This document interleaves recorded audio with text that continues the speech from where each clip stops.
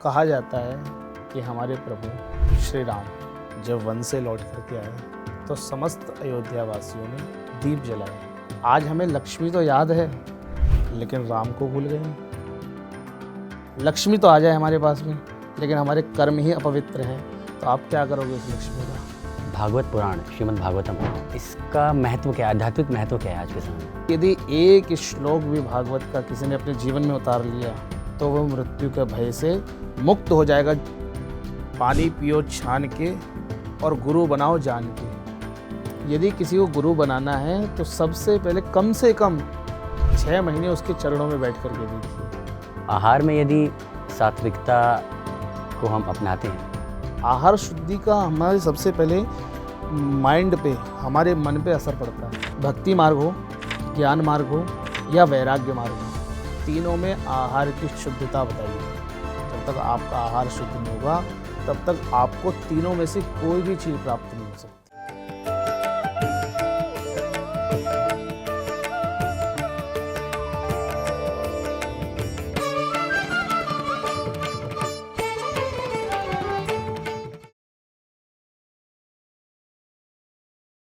नमस्कार दर्शकों, आपका बहुत बहुत स्वागत है पीएमसी हिंदी टीवी के शो गुरु संगम में। और ये है गुरु संगम का दीपावली स्पेशल एपिसोड। मेरा नाम है रमन। दीपावली का अवसर है और त्योहारों की अगर बात की जाए तो सामाजिक पृष्ठभूमि से त्योहारों में सब मिलता है लेकिन अध्यात्म नहीं मिलता। आध्यात्मिक महत्व कहीं ना कहीं गायब हो गया है। गुरु संगम के आज के एपिसोड में हम इन्हीं विषयों पर बात करने जा रहे हैं कि समाज को क्या आवश्यकता है दोबारा त्योहारों के आध्यात्मिक महत्व की ओर लौटने की। आज जो अतिथि हमारे साथ जुड़ रहे हैं वे हैं वृंदावन से आचार्य श्री मधुसूदन जी महाराज। महाराज जी, बहुत बहुत स्वागत है आपका। जय श्री राधे। जय श्री राधे। आपका बहुत बहुत स्वागत है पीएमसी हिंदी में। महाराज जी, मेरा पहला प्रश्न आपसे ये होगा कि जैसे आप भक्तमाल कथा करते हैं, श्रीमद् भागवत पुराण की कथा करते हैं, तो श्रीमद् भागवतम का महत्व क्या है? देखिए, भागवत से बढ़कर भागवत क्या है?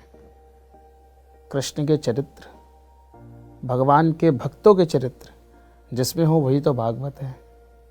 जब वेद व्यास जी ने 17 पुराण, 6 शास्त्र, 4 वेद, संपूर्ण वेदों की रचना कर दी, उसके बाद भी शांति नहीं मिली।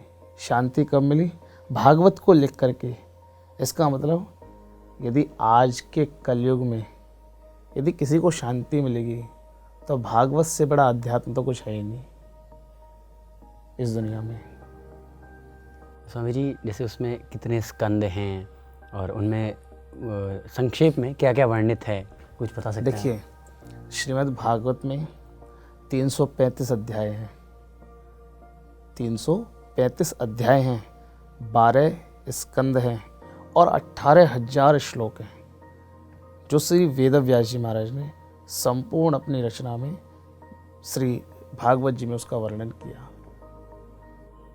राजा परीक्षित और शायद सुखदेव जी जो मुनि हैं, उनके संवाद का भी जिक्र आता है। देखिए, कथा तो प्रारंभ भागवत आज से नहीं है, भागवत तो अनादिकाल से है। भागवत भगवान के द्वारा है। भगवान ने ब्रह्मा जी को दी, ब्रह्मा जी ने नारद जी को दी, नारद जी ने ये भागवत परंपरा ग्रंथ है, परंपरा से प्राप्त है। तो जब समय आने पर श्री व्यास जी ने विस्तार किया भागवत का। पहले 4 श्लोक थे भागवत के, जो चतुश्लोकी भागवत कही जाती है। 4 श्लोक थे, व्यास जी ने उसका विस्तार किया। जो विस्तार करे वही तो व्यास है। और विस्तार करने के बाद श्री वेद व्यास जी ने अपने जो पुत्र हैं श्री सुखदेव जी महाराज को अध्ययन कराया। और समय का ऐसा प्रभाव रहा कि राजा परीक्षित को भी उसी समय श्राप लगा। तो श्राप लगा, राजा परीक्षित गुरुदेव के चरणों में आए अपने श्री सुखदेव भगवान के, और श्री सुखदेव भगवान ने राजा परीक्षित को संपूर्ण भागवत का ज्ञान उपदेश करके जो मृत्यु रूपी भय आज कलयुग में प्रत्येक मनुष्य के अंदर है, उस मृत्यु रूपी भय को दूर कर दिया प्रभु श्री सुखदेव महाप्रभु ने। जी स्वामी जी, जैसे आपने बताया कि मृत्यु का भय दूर हुआ राजा परीक्षित का, तो आज जो आधुनिक जीवन शैली है इसमें किस प्रकार से अपने जीवन में भागवत पुराण की शिक्षा को अमल में ला सकते हैं हमारे दर्शक? देखिए, भागवत के 18,000 श्लोक हैं। 18,000 श्लोकों में से 18,000 आप जीवन में उतार सकते हैं। 18 भी नहीं उतार सकते जीवन में। भागवत में जो वर्णन है आप 18 भी नहीं उतार सकते, लेकिन आपने कोई भी एक श्लोक जीवन में उतार लिया तो ये बात आप लिख लीजिए। बिल्कुल ये बात भागवत के हमारे भागवतकारियों ने, हमारे आचार्यों ने इसका वर्णन किया है कि यदि एक श्लोक भी भागवत का किसी ने अपने जीवन में उतार लिया तो वह मृत्यु के भय से मुक्त हो जाएगा। जो उसको मृत्यु का डर है, और प्रत्येक मनुष्य को मृत्यु का डर है। कोई नहीं चाहता कि मैं मरूं, कोई नहीं चाहेगा इस दुनिया में कि मेरी मौत आए। लेकिन यदि मौत तो आनी है सबकी, आज नहीं तो कल, कल नहीं तो परसों, 10 साल बाद, 20 साल बाद, 40 साल बाद, 50 साल बाद, मरना तो सबको है। लेकिन मृत्यु भय ना बने, मृत्यु आपका आनंद बन जाए। तो जब आनंद बन जाएगा तो वो परमानंद से तो अपने आप मिल जाएगा वो जीव। स्वामी जी, भय तो लोगों को स्वयं की मृत्यु का होता है। कई बार जो प्रियजन हैं तो उन स्वजनों की मृत्यु का शोक भी है ना, जो क्या उससे बाहर निकलने में भी कोई अवश्य अवश्य, भगवान कहते अवश्य में भोक्तव्यम। अवश्य यदि भागवत का श्रवण किया जाए, मनन किया जाए, श्रवण ही नहीं है, आपको सुना तो मैं भी सकता हूँ। आपने कई बार भागवत सुनी होगी, लेकिन क्या आपके जो परिजन का जो दुख है वो समाप्त हो गया? नहीं हुआ ना। क्यों? क्योंकि मनन नहीं किया। जब तक मनन नहीं होगा, किसी भी चीज़ पे रिसर्च नहीं होगा, उसका चिंतन नहीं होगा, तब तक भय समाप्त नहीं होगा। तो भागवत श्रवण करें, लेकिन श्रवण के साथ साथ उस पर चिंतन भी करें। इसलिए हमारे आचार्य कहते हैं सबसे पहला है चिंतन, स्मरणम। एक भक्ति का नाम स्मरण भी है। तो उस चिंतन मात्र से जो परिजन का भय है वो भी समाप्त हो जाएगा। उसको लगेगा भाई आज मेरा परिजन चला गया तो कल मुझे भी जाना है। इस प्रकार से जब अध्यात्म में व्यक्ति जुड़ेगा तो उसका जो भय है वो अपने आप समाप्त हो जाएगा। मृत्यु के प्रति स्वीकार्यता आती है। हाँ, बस। स्वामी जी, जैसे अभी त्योहारों का सीज़न आ रहा है तो Diwali is around the corner. आप दिवाली के संबंध में कोई प्रसंग बता सकते हैं? देखिए, सबसे पहले 5 त्यौहार होते हैं, 5 दिन के त्यौहार होते हैं। धनत्रयोदशी, जिसको धनतेरस कहते हैं, छोटी दीपावली, जिसको नरक चतुर्दशी भी कहते हैं, उसके बाद अमावस्या, ठीक है, उस दिन लक्ष्मी जी का पूजन, प्रतिपदा, जब हमारे श्री ठाकुर जी ने गिरिराज गोवर्धन जी को धारण किया, उसके बाद यम द्वितीया, जब भाई बहन स्नान करते हैं यमुना में। तो इस प्रकार से 5 त्यौहार बताए गए हैं। तो 5 त्योहारों में से सबसे जो पहला त्यौहार है वो धन त्रयोदशी है। धन त्रयोदशी, भगवान धनवंतरी, जब समुद्र मंथन हुआ, समुद्र मंथन में से 14 रत्न निकले, एक एक करके सारे रत्न निकलते गए, मणि निकली, भगवान को प्रदान की गई। उसके बाद जब गौ माता निकली, सुरभि गौ, तो वो देवताओं को प्रदान की गई, क्योंकि भाई देवताओं का याजन, उनका पूजन उनके दूध से होगा, घृत से होगा गौ माता के। उसके बाद लक्ष्मी जी निकली, तो सारे देवता आकर के आतुर हो गए कि भाई लक्ष्मी जी मुझे मिले, लक्ष्मी जी मुझे मिले, क्योंकि लक्ष्मी जी इतनी सुंदर हैं। उसके बाद धन्वंतरी भगवान, आगे चल करके धन्वंतरी भगवान प्रकट हुए अमृत का कलश लेकर के। तो धन्वंतरी कौन है? आयुर्वेद के देव हैं धन्वंतरी भगवान। नरक चतुर्दशी की भी कोई इस प्रकार का? हाँ, देखिए, नरक चतुर्दशी के विषय में बताते हैं। भगवान के 16,108 विवाह हुए। सर्वप्रथम रुक्मिणी से, सत्यभामा, जामवती, कालिंदी इत्यादि भगवान के 8 ये पटरानियाँ हैं। लेकिन 16,000 भगवान के एक मुहूर्त में, एक ही दिन में विवाह हुआ भगवान का।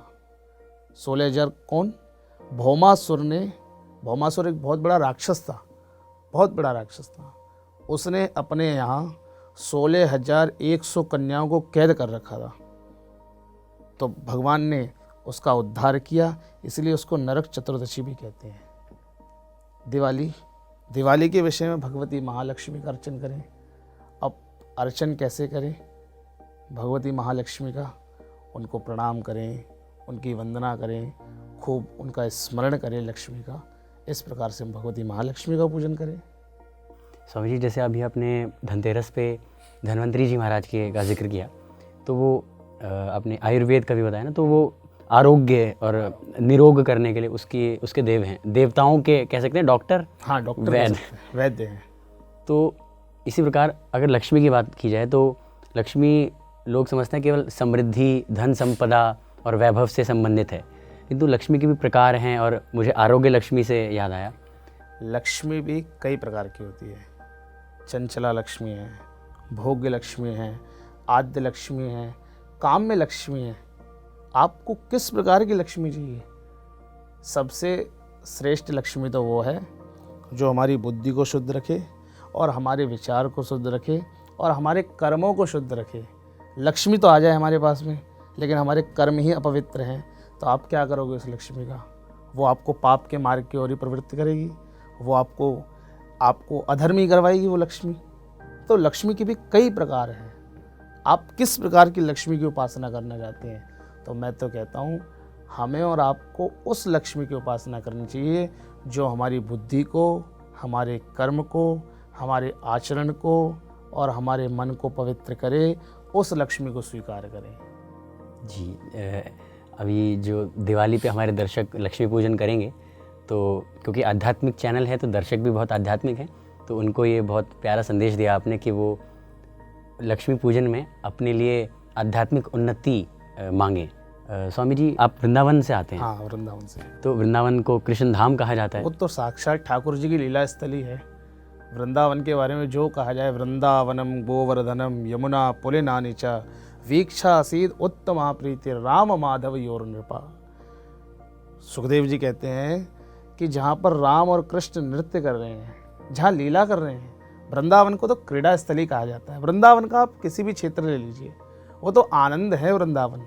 वृंदावनम गोवर्धनम, वृंदावन के समक्ष ही गोवर्धन है, ज़्यादा दूर नहीं है, 20-22 किलोमीटर दूर है।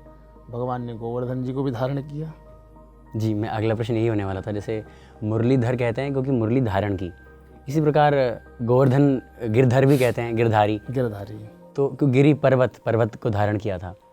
तो गोवर्धन पूजा जो मनाते हैं, इसके पीछे जो कथा है वो थोड़ा आप बताएंगे विस्तार से? ऐसा हुआ ब्रज में कि सबसे पहले ब्रजवासी कहा करते, ब्रज भाषा में सुनो न एक कथा, क्योंकि ब्रज भाषा में ही आनंद है। ब्रज की कथा ब्रज भाषा में ना हुए तो आनंद कहते आवे हो। तो हमारे ब्रज में कहो करें कि भैया ब्रज की कथा तो ब्रज भाषा में ही होनी चाहिए। तो जब इंद्र को अभिमान है गयो, सबरे ब्रजवासी कार्तिक कृष्ण पक्ष अमावस्या दिवाली के दिन इंद्र की पूजा किया करते।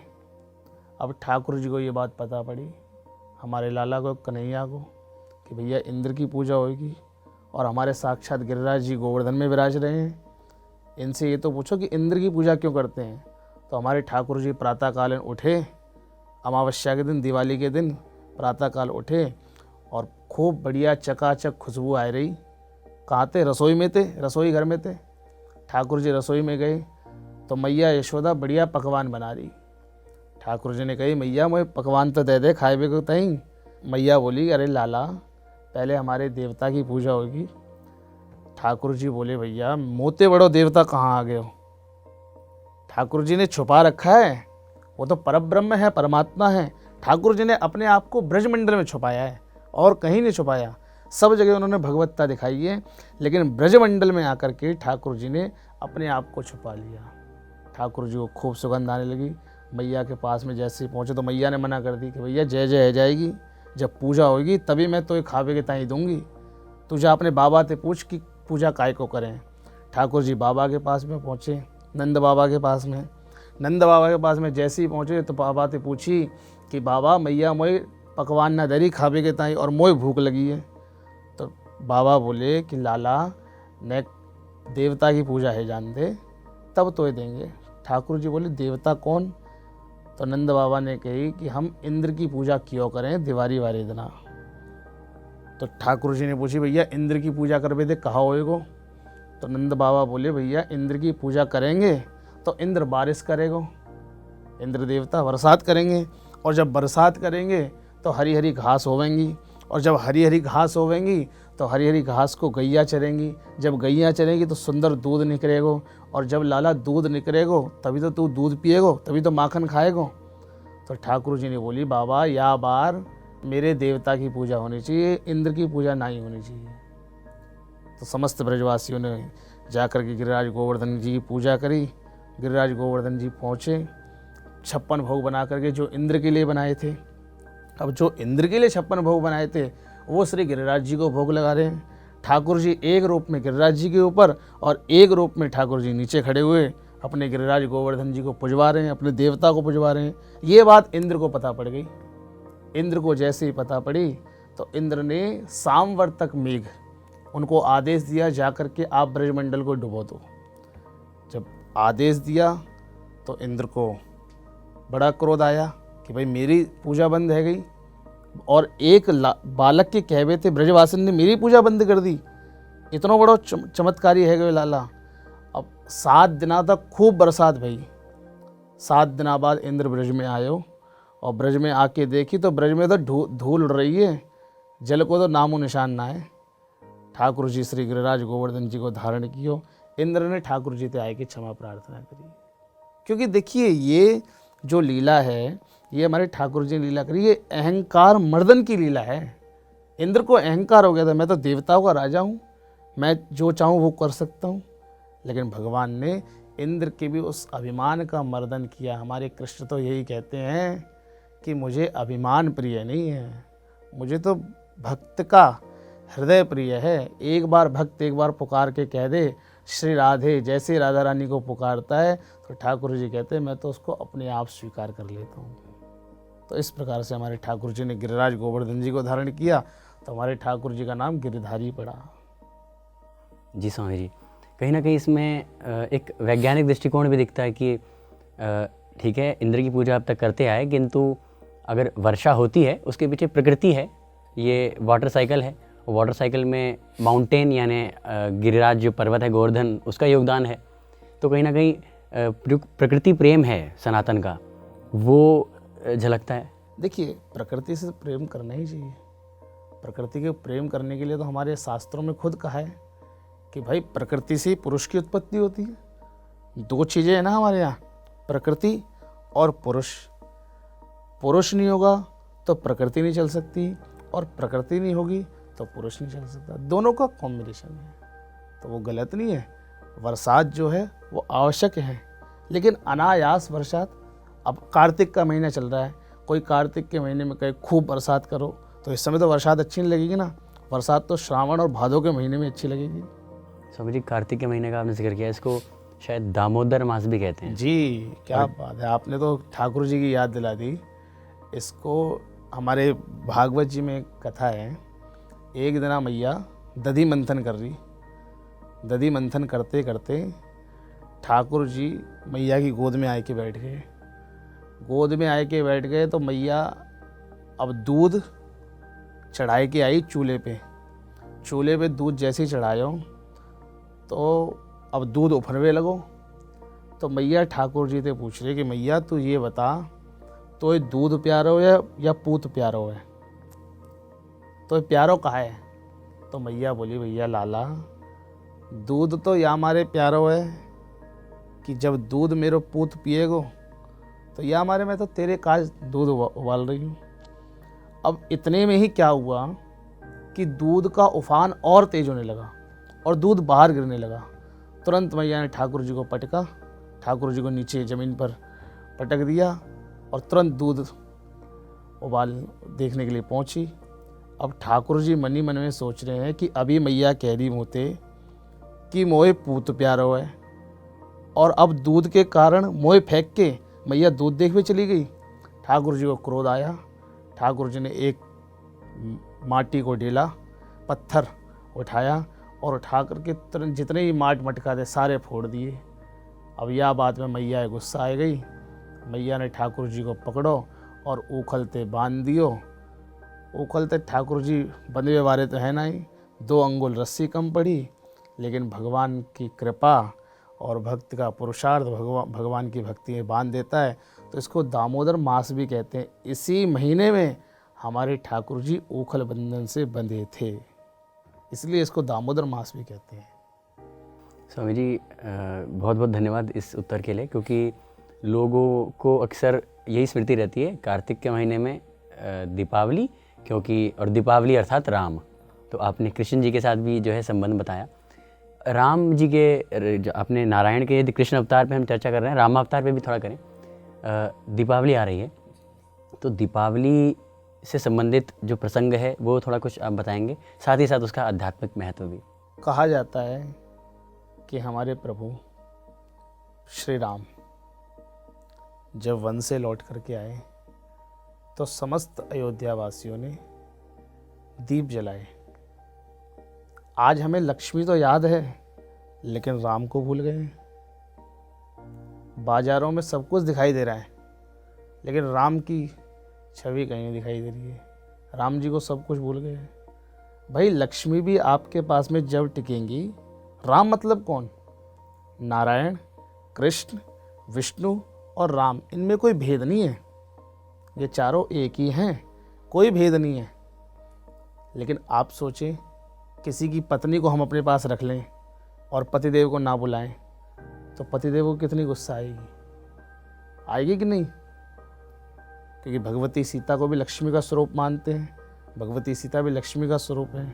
आपने लक्ष्मी को तो बुला लिया और राम को भूल गए, तो ऐसी लक्ष्मी का भी कोई फ़ायदा नहीं है हमारे जीवन में। लक्ष्मी कौन हो?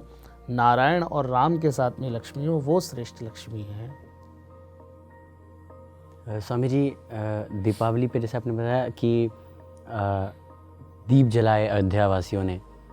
अब वर्तमान में जैसे आपने बाज़ारों का भी जिक्र किया, राम ही जो है वही गायब हैं, किंतु राम जी के आचरण से वर्तमान में राम भक्त या कहिए जो भी आध्यात्मिक उन्नति चाहते हैं अपनी, वो राम जी के आचरण को स्वीकार के अपने जीवन में कैसे सकारात्मक परिवर्तन ला सकते हैं? देखिए, सबसे पहला जो राम जी का उपदेश है, प्रातःकाल उठ के रघुनाथा, मात पिता गुरु नावै माथा।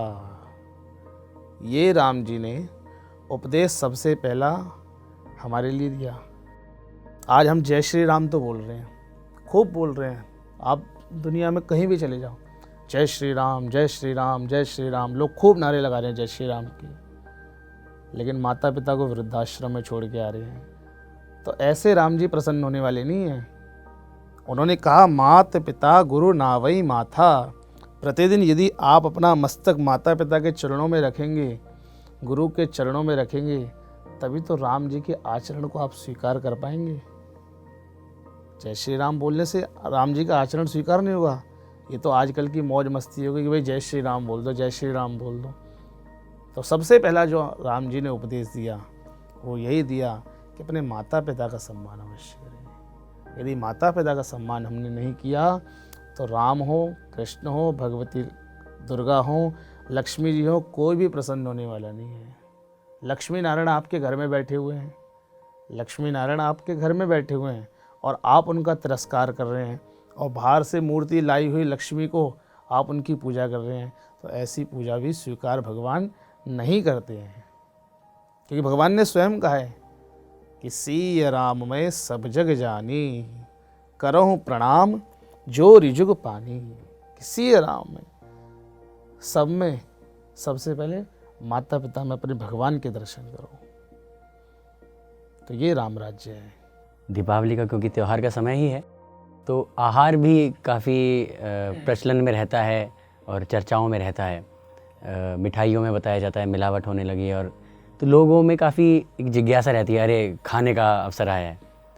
तो अब आहार पे अगर हम चर्चा करें तो आहार में यदि सात्विकता को हम अपनाते हैं तो वो किस प्रकार से सहायता करता है व्यक्ति की आध्यात्मिक उन्नति में? आध्यात्मिक उन्नति में मैं सबसे पहले बताऊं, हमारे यहाँ एक सूक्ति है, एक आपका पुराण की सूक्ति है। आचार्यों ने भी इस बात को कहा है, आहार शुद्धौ सत्व शुद्धि। जब तक आपका आहार शुद्ध नहीं होगा तब तक आप में सत्वगुण आ ही नहीं सकता। आहार शुद्धि का हमारे सबसे पहले माइंड पे, हमारे मन पे असर पड़ता है। देखिए, हमारे यहाँ कहते हैं कि पानी पियो छान के, पानी भी छान के पीना चाहिए। तो देखो, हमारे ऋषियों ने आहार के ऊपर कितनी शुद्धता दी होगी। आज घरों में देखिए, मिठाइयों के बाजार में देखिए, कैसे कैसे आप अरे जो भगवान को भोग लगाना है अपने हाथ से बना करके भोग लगाइए। कितना समय लगता है? भगवान क्या आपके 56 भोग से ही प्रसन्न थोड़ी ना होंगे। भगवान तो आप भले एक चीनी का दाना उनको चढ़ा देंगे ना अपने हाथ से भोग लगा करके, भगवान उसमें प्रसन्न है। इसीलिए आहार भक्ति मार्ग हो, ज्ञान मार्ग हो या वैराग्य मार्ग हो, तीनों में आहार की शुद्धता बताई है। जब तक आपका आहार शुद्ध नहीं होगा तब तक आपको तीनों में से कोई भी चीज़ प्राप्त नहीं हो सकती। जी स्वामी जी, आपने वैराग्य का जिक्र किया तो कई लोगों में, युवाओं में अक्सर ऐसा एक मिथक कह लीजिए या ऐसी एक जिज्ञासा रहती है कि यदि आध्यात्मिक मार्ग पे गए तो काफ़ी वैरागीपन आ जाएगा, वैराग्य जाग जाएगा, तो फिर उनके घर वाले भी फिर ऐसा चाहते नहीं है कि वो ध्यान साधना के मार्ग पर आएँ। तो आपका इस पे क्या मानना है? देखिए, भक्ति कभी ये नहीं कहती कि आप घर छोड़िए। हमारे प्रभु श्री राम ने घर छोड़ा, कृष्ण ने घर छोड़ा। आप कितने भी चरित्र उठा के देख लीजिए। मैं कह रहा हूँ एक भक्तमाल ग्रंथ है, उसमें 90% चरित्र, भक्तमाल ग्रंथ का मतलब कलयुग के भक्तों की चर्चा है। उसमें कलयुग के भक्तों की चर्चा है। भक्तमाल के अंदर 90% जो प्रसंग हैं, जो गृहस्थ में भक्त हुए उन्हीं के प्रसंग हैं। आज यदि उनको भगवान की प्राप्ति हुई है तो गृहस्थ से ही हुई है। कौन कह रहा वैराग्य से भगवान की प्राप्ति होती है? होती होगी लोगों को, लेकिन गृहस्थ मार्ग सर्वश्रेष्ठ मार्ग है। गृहस्थ में रह करके भगवान की भक्ति की जाए। ऋषभ देव जी ने भगवान की भक्ति करी, घर में रह करके भक्ति करी, उसके बाद वन में गए। पहले अभ्यास जो है वो घर से करना चाहिए। और देखो, मैं आज आपको बताऊं, कोई व्यक्ति पीला दुपट्टा डाल ले, पीले वस्त्र पहन ले, बहुत बड़ा चंदन लगा ले, उससे वैराग्य नहीं होता। बहुत बड़ी माला धारण कर ले, उससे वैराग्य होने वाला नहीं है। वो तो एक आपका वेश है। वैराग्य तो आपको हृदय से होता है। वैराग्य आपको हृदय से होता है। तुलसीदास जी को बाद में वैराग्य हुआ, लेकिन हृदय से हुआ। हृदय से जब तक वैराग्य नहीं होगा तो वन में जाने के बाद भी आपको कुछ मिलने वाला नहीं है। हमारे ब्रज में एक कहावत कहा करें कि वैराग्य पता है इंसान को कब होता है? कि जरा से घर में थोड़े खटपट हुई, जरा से 4 बर्तन खटके, तो ब्रज में कहावत है कि घर में भई खटपट कि चल बाबा के मठ पर। मठ में जाके कहा करेगा? मठ में जाके इंसान क्या करेगा? घर में तो आज चलो खटपट हो गई, लेकिन स्टेशन पे जाकर के नाती की याद आ जाती है। तो ऐसे वैराग्य का क्या फ़ायदा? घर में रह कर के वैराग्य हो, वो सर्वश्रेष्ठ वैराग्य है। जी स्वामी जी, मुझे हमारे जैसे PSSM के संस्थापक पूज्य ब्रह्मर्षि पत्री जी की भी बात याद आई इससे, कि वो संसार में निर्वाण की बात करते हैं, संसार में रहते हुए निर्वाण प्राप्त करना है। स्वामी जी, एक प्रश्न ये आ रहा है कि आजकल बच्चों की परवरिश जो होती है वो बहुत हद तक आध्यात्मिक दृष्टिकोण से नहीं हो पाती है। तो जो नए नए अभिभावक हैं या जो आने वाले समय में अभिभावक बनेंगे, वो हमारे दर्शक कैसे अपने बच्चों का लालन पालन आध्यात्मिक परिवेश से उस आलोक में कर सकते हैं? देखिए, सबसे पहली बात है, यदि आपका बच्चा भक्त बनेगा तो गर्व से ही भक्त बनेगा। गर्व से ही भक्त बनेगा। श्री प्रहलाद जी महाराज गर्भ से ही भक्त थे। श्री ध्रुव जी महाराज गर्भ से ही भक्त थे। यदि हमने अपने जीवन में गर्भ को सुधार लिया, गर्भ मतलब जब आजकल की जो माताएं हैं, माँ हैं, गर्भवती हैं, तो भगवान के पुराणों का अध्ययन करें, भगवान की स्टोरीज सुने, भगवान की जो नई नई लीलाएं हैं उनको श्रवण करें। तो भक्ति का बीज यदि आपने उस 9 महीने में बो दिया तो फिर आपको कुछ करने की ज़रूरत नहीं है। फिर तो वो आपने आप ही भक्त बन जाएगा। जिस प्रकार से बस नींव खोदनी पड़ती है, जब बेस तैयार हो जाता है अपने आप में, फिर तो आप 50 मंजिल बिल्डिंग घर बना लो, कितनी बना लो, कोई दिक्कत नहीं है। उसी प्रकार से सबसे पहले गर्भाधान संस्कार जब आपका हो तो आपको उस समय अध्यात्म का सारा अवश्य लेना चाहिए। प्रत्येक माँ को उन 9 महीनों के अंदर अध्यात्म की कोई भी भागवत है, श्रीमद् भागवत है, भगवद गीता है, वाल्मीकि रामायण है, भक्तमाल है, चैतन्य चरितावली है, इत्यादि ग्रंथों का श्रवण करना चाहिए, अध्ययन करना चाहिए। जी स्वामी जी आपने भक्त प्रहलाद का जिक्र किया, तो उनके जो पिता थे वो तो हिरण्यकश्यप थे। यहाँ तो कहीं ना कहीं एक विरोधाभास दिखता है कि पिता जो है वो नारायण के विरुद्ध कि मैं ही हूँ पृथ्वी का स्वामी वाला अहंकार, और पुत्र जो है वो नारायण के इतने अनन्य भक्त। तो हिरण्यकश्यप और प्रहलाद के दोनों चरित्रों में जो विरोधाभास है, इसको किस तरह देखते हैं? क्योंकि उनकी तो आध्यात्मिक परिवृष्टि नहीं हुई होगी। देखिए, भले पिता असुर है, भगवान का भक्त नहीं है, लेकिन प्रहलाद जी महाराज के मन में तो दृढ़ संकल्प है। भले ठीक है, विरोधाभास है, मैं मानता हूँ, विरोध किया, लेकिन प्रहलाद जी महाराज ने अपनी भक्ति की विजयता तो दिखाई। होलिका उनको लेकर के बैठ गई जलाने के लिए, होलिका जल गई, सब कुछ जल गया, लेकिन प्रहलाद जी महाराज बच गए। क्यों? क्योंकि भक्ति जहाँ प्रधान होती है, जहाँ भगवान का भक्त अपने हृदय में दृढ़ संकल्प कर लेता है। ये तो संसार की बाधाएं हैं। कोई पूर्व जन्म रहा होगा कि वो पिता के रूप में सामने आ गई। कहते हैं ना भाई, पूर्व जन्म का हमारा कोई पाप था, वो हमारे सामने आ गया। तो कोई पूर्व जन्म रहा होगा, उसके सामने पिता रूप में वो आए। लेकिन भक्त की ऐसी चमत्कार था, भक्त का ऐसा तेज था कि उस चमत्कार के आगे पिता को भी परास्त होना पड़ा। क्या बात है स्वामी जी, बल्कि पिता को भी स्वयं नारायण के हाथों उद्धार मिला। ये उस भक्त की शक्ति थी, उसकी साधना का बल था। स्वामी जी, भक्त ध्रुव का भी जिक्र किया, उनकी कथा बता सकते हैं आप? श्री उत्तानपाद के 2 पुत्र हैं, ध्रुव और उत्तम। और श्री उत्तानपाद की 2 ही रानियां हैं, सुरुचि और सुनीति। अब जो उत्तानपाद किसे कहते हैं, पहले तो इसका समझिए। उत्तानपाद कोई और नहीं है, इस जीव को ही उत्तानपाद कहते हैं। और जीव नीति से कम प्रेम करता है और रुचि से ज़्यादा प्रेम करता है। आज जो हमको भाएगा वो हम ज़्यादा करेंगे, लेकिन जो हमारा मन, आप कोई गलत काम कीजिए, मन कहेगा नहीं ये गलत है। आपको 2 आवाज़ आती हैं जब आप कोई भी गलत काम करते हैं, तो प्रत्येक इंसान को 2 आवाज़ें आती हैं कि एक करना चाहिए और एक नहीं करना चाहिए। जो नहीं करना चाहिए वो आपकी सुनीति बोलती है, और जो करना चाहिए वो आपकी सुरुचि बोलती है। तो 2 रानियाँ हैं उत्तानपाद की, और दोनों रानियों में से ये प्रेम किसको करता है? उत्तानपाद। प्रेम भी सुरुचि को करता है, क्योंकि जिससे तालमेल खाएगी व्यक्ति उसे तो प्रेम करेगा। उनका पुत्र उत्तम होता है। अब ध्रुव जी महाराज एक दिन पिता की गोद में बैठना चाहे, उत्तम तो बैठे हुए थे। ध्रुव जी महाराज ने सोचा मैं भी जा कर के बैठूं। पिता की गोद में जैसे ही बैठना चाहा तो सुरुचि ने हाथ पकड़ के रोक दिया कि तू पिता की गोद में बैठने का अधिकारी नहीं है, क्योंकि तूने मेरे गर्भ से जन्म ले लिया।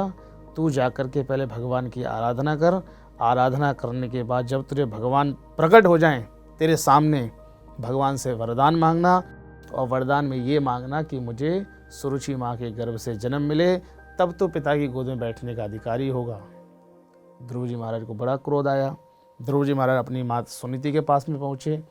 सुनीति माँ ने कहा कि बेटा, कहा तो माँ ने ठीक है, तो भगवान की आराधना कर। ध्रुव जी महाराज चले भगवान की आराधना करने के लिए, तो श्री नारद जी महाराज मिल गए। नारद जी महाराज ने रोकना चाहा, क्योंकि नारद जी चाहते हैं कि भाई मुझसे कोई आगे ना बढ़ जाए। कोई भक्ति में इस प्रकार से होना चाहिए भगवान के भक्त को कि मुझसे कोई आगे ना पहुंच जाए। भक्ति में, और चीज़ में नहीं। संसार में तो लगना चाहिए कि भाई उसकी उत्तरोत्तर वृद्धि हो, लेकिन भक्ति में लगना चाहिए हम सर्वश्रेष्ठ हों, भगवान की नज़रों में हम सर्वश्रेष्ठ हों। तो नारद जी महाराज को लगा कि भैया ये बालक है, इसको रोकना चाहिए। लेकिन ध्रुव जी महाराज का अटल संकल्प था, अटल सत्य संकल्प था। ध्रुव जी महाराज ने कहा कि नारद जी महाराज, यदि आपको भगवान की ओर पहुंचाने का मार्ग पता है तो बताइए, नहीं तो आप अपने रास्ते जाइए, मैं अपने रास्ते जाता हूँ। तो नारद जी महाराज ने द्वादशाक्षर मंत्र दिया। ध्रुव जी महाराज ने सबसे कठोर तपस्या करी है। कहते हैं कि समय ऐसा आया, पहले तो कपित बेर के फल खा करके, हवा पी करके, श्वास रोक दी। श्वास रोक करके जितनी कठिन तपस्या श्री ध्रुव जी महाराज ने करी है, इतनी कठिन तपस्या तो कलयुग में हो ही नहीं सकती। इतनी कठिन तपस्या श्री ध्रुव जी महाराज ने करी है। जब भगवान के दर्शन हुए, भगवान ने पांचन शंख ध्रुव जी महाराज के कपोल पर लगाया, और कपोल पर लगाते 5 वर्ष के बालक हैं श्री ध्रुव जी महाराज, पढ़े लिखे तो हैं नहीं। जब कपोल पे शंख लगाया तो सारे वेद वेदांत कंठस्थ हो गए, क्योंकि हमारे यहाँ कहते हैं कि जिसको कृष्ण बचाएं, जिसको मेरे गोविंद बचाएं, उसे कोई मार नहीं सकता, और जिसको गोविंद मारे उसे कोई बचा नहीं सकता। तो जिसका गोविंद के ऊपर हाथ हो जाता है, उसकी तो संसार में विजय होती है। ध्रुव जी महाराज आए और राज्य किया, 36,000 वर्षों तक राज्य किया। और देखिए, आने के बाद भी ध्रुव जी महाराज जब वन से आए तो सबसे पहले उन्होंने माँ सुरुचि को प्रणाम किया है, जिसने इतने कठोर शब्द कहे थे। इतने कठोर शब्द कहने के बाद भी आकर के सुरुचि माँ को प्रणाम किया, सुनीति को बाद में प्रणाम किया है। क्यों? क्योंकि श्री ध्रुव जी महाराज कहते, यदि माँ आप नहीं होती तो आज मुझे ना कठोर वचन सुनने को मिलते, और जब मैं कठोर वचन नहीं सुनता तो वन नहीं जाता, और वन नहीं जाता तो नारद जी महाराज नहीं मिलते, और नारद जी महाराज नहीं मिलते तो मुझे भगवान की कैसे प्राप्ति हो सकती है। सर्वप्रथम भगवान को प्राप्त करवाने में जो अहम भूमिका है वो सुरुचि माँ की रही है। जी स्वामी जी, इससे मुझे याद आता है कि वनवास से लौटने पर राम जी ने भी कैकई को प्रथम प्रणाम किया था। अवश्य। तो वो तो स्वयं नारायण और नारायण के भक्त हैं, और बताया जाता है भक्त भी भगवान का ही अंश हुए। किंतु हम वर्तमान जीवन शैली में अपने आसपास देखते हैं तो आधुनिक युग में लोगों में एक तुलनात्मक व्यवहार है, वैसा स्वभाव हो गया, कंपैरिजन, कि मैं उससे आगे बढ़ जाऊं, या जेलसी और ईर्ष्या का भाव है। तो वहाँ उसने मुझे द्वेष है, उसने मुझे ऐसे कैसे बोल दिया तो नाराज़गी और ये सब। तो ये जो षड विकार हो गए, इनसे ऊपर उठने में किस प्रकार की आध्यात्मिक साधनाएं सहायता कर सकती हैं? देखिए, सबसे पहले तो हमें ये सोचना चाहिए, प्रत्येक व्यक्ति अपने कर्म के हिसाब से ऊपर उठता है। हमारे यहाँ गोस्वामी जी ने रामचरितमानस में कहा, काहु न को सुख दुख कर दाता, निज कृत कर्म भोग सब भ्राता। तो प्रत्येक व्यक्ति अपने कर्म के हिसाब से जो सुख है दुख है उसको भोगता है। तो हमें जलन फील तो पहले ही नहीं होनी चाहिए। पहला ही सूत्र ये है, आप यदि खा रहे हैं तो अपने भाग्य का खा रहे हैं। आप मटर पनीर की सब्ज़ी खा रहे हैं तो आपके भाग्य में होगी तभी तो खा रहे हैं। मैं दाल चावल खा रहा हूँ तो मेरे भाग्य में होंगे दाल चावल, तभी तो मैं खा रहा हूँ। अब मैं मटर पनीर वाले को देख करके चलूँ तो मैं अपने दाल चावल से ही वंचित रह जाऊँगा, अपने दाल चावल को भी ढंग से नहीं खा पाऊँगा। तो इससे तो हमें ऊपर उठना पड़ेगा। यही सूत्र जीवन में याद रख करके हमें ऊपर उठना पड़ेगा कि प्रत्येक व्यक्ति अपने कर्म के अनुसार और अपने भाग्य के अनुसार खाता है। आज दुनिया में कैसे कैसे व्यक्ति हैं, एक से एक बढ़कर के व्यक्ति है। आपको कोई भी व्यक्ति समान नहीं मिलेगा। कोई 10 लाख का मालिक होगा, कोई 10 करोड़ का होगा, कोई 10 अरब का होगा, उससे भी कुछ ऊपर होते होंगे, वो भी होगा व्यक्ति। तो समान व्यक्ति कोई नहीं है। प्रत्येक व्यक्ति अपने कर्म और भाग्य के अनुसार ही चलता है। तो जलस फील तो हमारे आज समाज में होनी ही नहीं चाहिए यदि भगवान की प्राप्ति करनी। भागवत में सबसे पहला वर्णन जो आया है, श्रीमद् भागवत जी के प्रथम स्कंद के प्रथम अध्याय के 2 श्लोक में कहते हैं, धर्मः प्रोज्जित कई तवोत्र परमो निर्मत्सराणाम सताम। भागवत सुनने का अधिकारी तो वही है जिसके हृदय में से मात्सर्य निकल गया है। हमारे गुरुजी कहते थे कि भाई मात्सर्य शब्द का अर्थ क्या होगा। तो हमने गुरुदेव से एक दिन पूछा कि गुरुदेव आप बताइए, हमें तो पता नहीं है। तो गुरुदेव ने हमें एक एग्जाम्पल देकर के समझाया कि एक होता है मत्सर और एक होता है मच्छर। बस सिर्फ जरा से शब्द का अंतर है, वहाँ छा का अंतर है और यहाँ ता का अंतर है, मत्सर और मच्छर। तो हमने पूछा गुरुजी इसका अर्थ क्या होगा? कह रहे मच्छर व्यक्ति को बाहर से काटता है और मत्सर व्यक्ति को अंदर से काटता है। कि ये मेरे से इतना बड़ा ऊपर उठ कैसे गया? तो भागवत भगवान को प्राप्त करने का अधिकारी वही है, भगवान के भक्ति ज्ञान वैराग्य के ऊपर योग में चलने का अधिकारी वही है जिसके हृदय में से मात्सर्यता निकल गई हो। जब तक आपके हृदय में मात्सर्यता नहीं निकलेगी तो चाहे आप कितना भी योग कर लीजिए, ध्यान कर लीजिए, साधना कर लीजिए, आप वहाँ तक नहीं पहुँच सकते, क्योंकि मन आपका जो है वो वहीं अटका रहेगा कि वो व्यक्ति मेरे से ऊपर कैसे बढ़ गया। तो मन की शुद्धि के लिए ये जागरूकता भी होनी चाहिए। आज तो काफ़ी कह सकते हैं, जैसे रजनीश ओशो जी, आचार्य रजनीश कहते थे कि हम बहुत ही बेहोशी का जीवन जी रहे हैं आसपास। तो लोगों को ये होश ही नहीं है कि मत्सर काट रहा है उन्हें भीतर से। वो वो भाव आया, चाहे तुलना का आ गया, भय का आया, ईर्ष्या का आया, भाव आया, उस भाव में ही वो इस जागरूकता ही नहीं है कि वो स्वयं उस भाव से भिन्न है। तो ये जागरूकता किस प्रकार आती है? देखिए, जागरूकता तभी आएगी ना जब हमारे जीवन में कोई सदग्रंथ होगा, कोई संग होगा, अच्छा संग करेंगे। जब हम बुरे व्यक्ति के साथ में बैठेंगे तो हमारे अंदर जागरूकता कैसे आएगी? तो कोई सदग्रंथ हो जीवन में, या कोई सदगुरु हो, या कोई सत्संग हो। संग मतलब अच्छा संग। सातों उपसर्ग है, शब्द तो संग ही है। साव उपसर्ग लगाया, व्याकरण शास्त्र में आता है साव उपसर्ग है। तो या तो जीवन में सत्संग हो, या सदगुरु हो, या सत कोई भी ग्रंथ हो। इन तीनों का कोई भी आलंबन यदि लेते हैं तो हमारे हृदय में से, मैं कहता हूँ किसी के भी हृदय में कोई भी ईर्ष्या नहीं आएगी। आज जो समाज में ईर्ष्या का भाव है ये इसी कारण से है, ना व्यक्ति के पास में सत्संग है, ना कोई सदगुरु है, ना कोई सत्संग है। जिनके पास में ये तीन में से कोई भी है उसका आप जीवन उठा करके देखिए, उससे मिल कर के देखिए, उसको पढ़ कर के देखिए, उसके हृदय में कुछ हो ही नहीं सकता।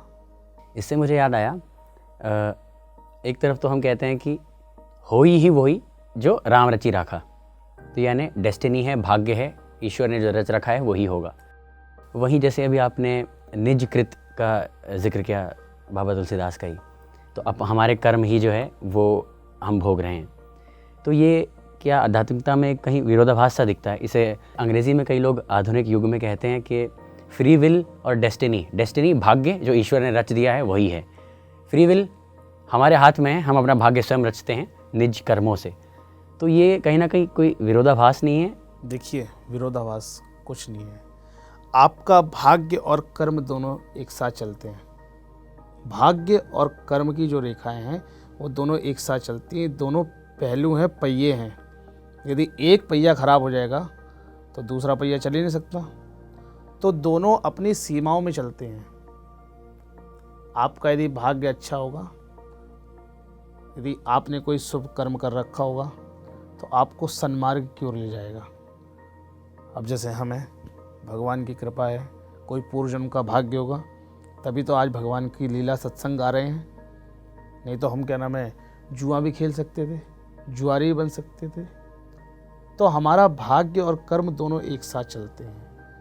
जो हमारा पूर्व में लिख दिया गया वो हमें वर्तमान में मिल रहा है, लेकिन आज जो हम कर्म करेंगे वो हमें कल मिलेगा, आने वाले समय में मिलेगा।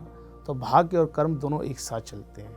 स्वामी जी, एक प्रश्न और आ रहा है इसी आपके उत्तर से कि हमारे कर्म जो हैं वो कई बार दूसरे को पीड़ा पहुंचाते हैं। मैं यहाँ समाज में कानून व्यवस्था को मलिन करने वाले लोगों की बात कर रहा हूँ, जो लॉ एंड ऑर्डर ख़राब कर रहे हैं, समाज में क्राइम बढ़ रहा है। तो कहीं ना कहीं उसके भी रूट में, उसकी जड़ में यही है कि लोग स्पिरिचुअल नहीं, आध्यात्मिक नहीं है।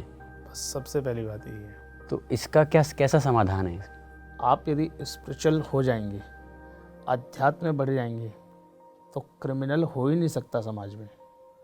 आज जितने भी क्रिमिनल हो रहे हैं समाज में आपको देखने को मिल रहे हैं, जो स्पिरिचुअल नहीं है, जो अध्यात्म से जुड़ा व्यक्ति नहीं है, वही व्यक्ति इन सब चीज़ों को कर रहा है। यदि आप कहीं भी सन्मार्ग से जुड़े हुए हैं, किसी स्पिरिचुअल से जुड़े हुए हैं, अध्यात्म से जुड़े हुए हैं, तो आपके माइंड में अपने आप ही वो बात आएंगी नहीं। जब आपका माइंड फ्री होता है ना, हमारे यहाँ कहते हैं कि फ्री माइंड शैतान का घर होता है। आप यदि उसको शैतान बनाना चाहते हो तो फ्री माइंड छोड़ दीजिए, और यदि उसको अपने माइंड को ही अच्छा बनाना चाहते हैं तो किसी स्पिरिचुअल के साथ में लगिए, सद्कार्य में लगे। सत्कार्य में लगिए। समाज में सत्कार्य किसी भी प्रकार के हो सकते हैं। किसी की सेवा करना है, सेवा करना ये नहीं होता कि आप धन से सेवा करें, मन से भी सेवा करें। आप किसी के विषय में बोल रहे हैं, किसी को कुछ सुना रहे हैं, वो अच्छा लग रहा है, ये भी सेवा है, ये भी एक सेवा है। और आप किसी को गाली दे रहे हैं तो वो आप जानते हैं वो क्या है, वो भी एक पाप की श्रेणी में आता है।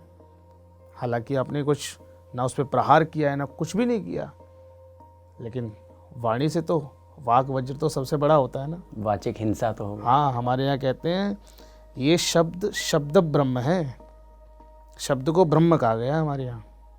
कि यदि शब्द श्रेष्ठ निकलेगा तो वही ब्रह्म की प्राप्ति कराने वाला है, यदि शब्द ही गलत निकलेगा तो वही हमारा पतन करने वाला है। तो समाज में जितने भी क्रिमिनल हो रहे हैं तो वो शब्द से ही तो हो रहे हैं। सबसे पहले शब्द ही आता है जबान पे, तो शब्द आप अच्छे निकालेंगे तो आप क्रिमिनल करने की कर क्या आप सोच भी नहीं सकते क्रिमिनल करने के बारे में।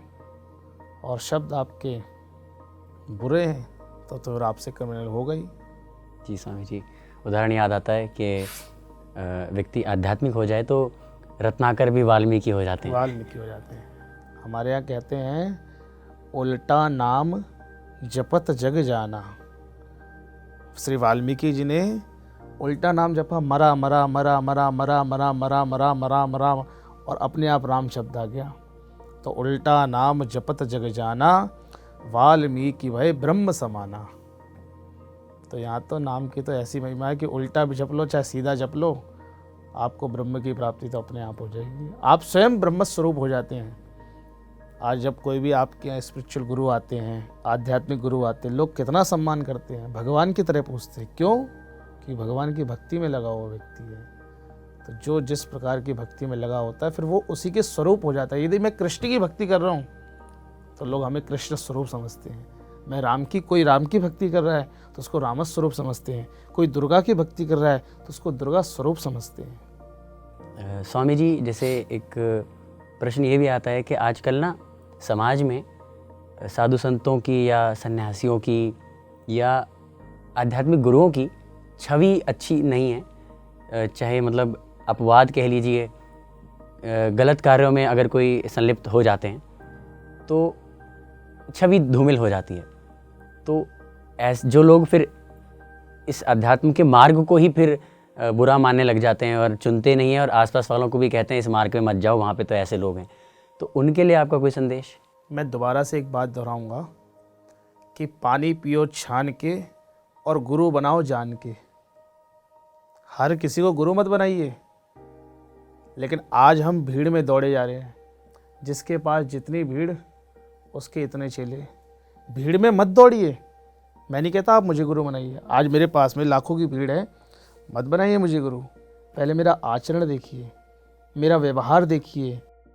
यदि किसी को गुरु बनाना है तो सबसे पहले कम से कम 6 महीने उसके चरणों में बैठ करके देखिए।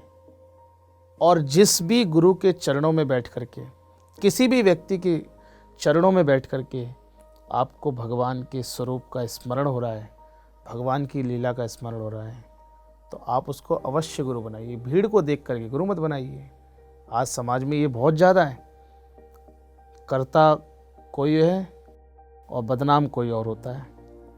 वो कहते हैं ना कि एक मछली पूरे तालाब को गंदा करती है। कर्ता एक व्यक्ति है लेकिन तालाब पूरा गंदा होता है। तो गुरु भी आप देख करके बनाइए। जिसके चरणों में बैठ करके आपको भगवान का स्मरण हो रहा है, भगवान की याद आ रही है, उसको गुरु बनाइए। अन्यथा गुरु मत बनाइए। वेश को देख कर के कभी गुरु मत बनाइए। बड़ी बड़ी गाड़ी, मर्सिडीज, ऑडी ये सब देख कर गुरु मत बनाइए। गुरु जान कर के बनाइए। जी स्वामी जी। स्वामी जी, जैसे हम त्योहारों से बात शुरू की थी, त्योहारों पे ही वापस लौटते हैं। हमने गोवर्धन पूजा का जिक्र किया, दिवाली, नरक चतुर्दशी का जिक्र किया, धन्वंतरी जी के धनतेरस का जिक्र किया, भाई दूज की भी हम जैसे क्या इसके पीछे कोई कथा है? जैसे आपने यमुना जी का बताया, भाई बहन स्नान करते हैं, बहन के यहाँ भोजन करता है भाई। इसके अलावा कोई इसका कोई आध्यात्मिक कनेक्शन है क्या? देखिए, भाई बहन के प्रेम को ही एक भैया दूज कहा जाता है। भाई बहन का रिश्ता इतना पवित्र होता है, इतना पवित्र होता है। पहला रिश्ता तो माँ और बेटे का रिश्ता है, लेकिन द्वितीय रिश्ते की यदि कोई बात आती है तो भाई बहन के रिश्ते को बहुत पवित्र मानते हैं। आध्यात्म में इसका ये वर्णन है कि भाई बहन से अधिक प्रेम करें। भाई बहन की आयु के लिए, यश के लिए, कीर्ति के लिए, वैभव की कामना करती है। हमारे पुराणों में कथा मिलती है कि इस दिन यम द्वितीया के दिन यमुना जी में स्नान करना चाहिए। यदि भाई बहन हाथ पकड़ करके दोनों, देखो कहाँ का क्या कहा गया है, कितना पवित्र रिश्ता हुआ। स्नान व्यक्ति किसके साथ कर सकता है? या तो अकेला करेगा, अकेला ही व्यक्ति स्नान करता है। लेकिन हमारे शास्त्रों में क्या कहा गया कि भाई बहन दोनों एक साथ हाथ पकड़ करके यदि यमुना जी में स्नान करते हैं तो उनको यमलोक के दर्शन नहीं होते हैं। इस प्रकार से हमारे पुराणों में अन्य और भी कथाएं हैं। धन्यवाद स्वामी जी। स्वामी जी, एक बार एक संदेश हमारे युवाओं के लिए, दर्शकों के लिए, मूल रूप से युवाओं के लिए, कि कैसे आध्यात्मिक मार्ग चुनकर वो अपने जीवन को सरल बना सकते हैं। 24 घंटे भक्ति कोई नहीं कर सकता। आप भले जीवन के जो 24 घंटे होते हैं, जो पूरे दिन में 24 घंटे में से 24 मिनट भगवान को दीजिए। कुछ मत कीजिए, सिर्फ भगवान का स्मरण कीजिए, भगवान को याद कीजिए, भगवान कोई किसी ग्रंथ का स्वाध्याय करें और डेली नित्य प्रति हनुमान चालीसा का पाठ करें। यदि आप इस प्रकार से पाठ करते हैं तो धीरे धीरे धीरे धीरे धीरे, भक्ति एकदम से किसी को प्राप्त नहीं होती। भक्ति एक दम का विषय नहीं है, एक दिन का विषय नहीं है। भक्ति को तो सालों साल लग जाते हैं, तब कहीं जाकर के भगवान की प्राप्ति होती है। तो मैं अपने युवाओं से यही कहूँगा, सबसे पहले अपने माता पिता का सम्मान करें। समाज में जो भी क्रिमिनल बढ़ रहे हैं उन पर रोक लगाएं और बस भगवान की भक्ति करते हुए अपने जीवन को धन्य बनाएं। यही मेरा युवाओं के लिए संदेश है। स्वामी जी कहते हैं ना, हरि अनंत हरि कथा अनंता। तो ऐसी चर्चा तो खैर चलती रह सकती है। आप हमारे साथ जुड़े, आपने इतना अच्छा अपने अनुभव और ज्ञान साझा किया, इसके लिए बहुत बहुत धन्यवाद स्वामी जी। श्री राधे। तो दर्शकों, आज हमने जाना कि फेस्टिवल्स का स्पिरिचुअल सिग्निफिकेंस क्या है। हमने जाना नारायण के राम अवतार और कृष्ण अवतार के बारे में, उनके प्रसंगों के बारे में। साथ ही हमने जाना कि बच्चों की आध्यात्मिक परवरिश कैसे उनके निजी जीवन में तो सहायता करती है उनको, बल्कि एक समाज को भी बेहतर बनाने में योगदान देती है। साथ ही आपने स्वामी जी से जाना कि यदि आप आध्यात्मिक मार्ग पर उन्नति करना चाहते हैं तो इसका ये मतलब कतई नहीं है कि आप वैरागी बन जाएंगे। जैसा ब्रह्मर्षि पत्री जी भी कहते हैं कि हमें संसार में रहते हुए निर्वाण प्राप्त करना है। तो अगर आप ये एपिसोड टेलीविज़न पे देख रहे हैं तो पीएमसी हिंदी के यूट्यूब चैनल को भी सब्सक्राइब कीजिए, और अगर यूट्यूब पे देख रहे हैं तो पीएमसी हिंदी का ऐप डाउनलोड कीजिए, इंस्टॉल कीजिए। और साथ ही पीएमसी को दूसरे सोशल मीडिया प्लेटफॉर्म से भी फॉलो कर सकते हैं। देखते रहिए पीएमसी हिंदी। पीएमसी हिंदी, बदले जीवन।